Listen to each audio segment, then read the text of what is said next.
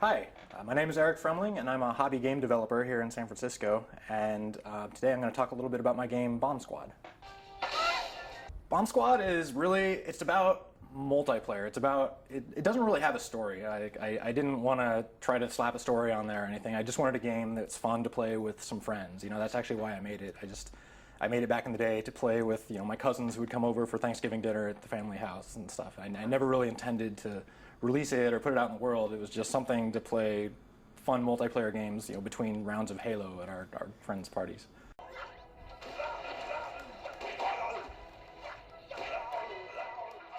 I started writing it back in 2003, but there's been several years where it was just collecting dust on a shelf, and I totally forgot about it. And then a few years ago, I just kind of like blew off the dust and picked it up again and decided, like, hey, I'm gonna clean this thing up and throw it out in the world and see what happens. So it's been like 10 years, but not 10 years of solid work.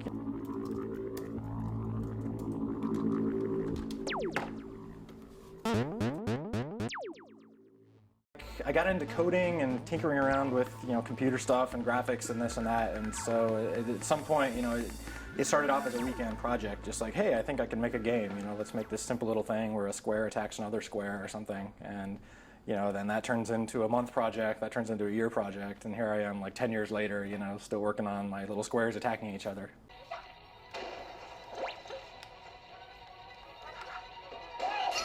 It was, well, 2 or 3 years ago when I picked it up again. The reason for it was because I got an iPhone, actually. It's not an iPhone game, it's not on an iPhone right now, but I got an iPhone, and like everyone in San Francisco who gets an iPhone, you have to start trying to make little apps and games for your iPhone.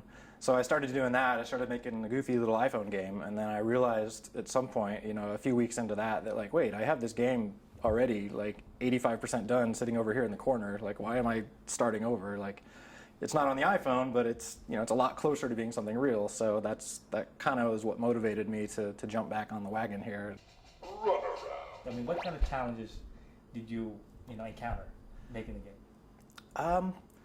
Probably the biggest challenge I found is actually making it, like, limiting it. Like, the first time I tried to make a game, I tried to make it too fancy and tried to plan everything out, and I had this big roadmap, and I never actually got anywhere. So the biggest challenge was to come up with something simple and to just build on it and make something that's playable.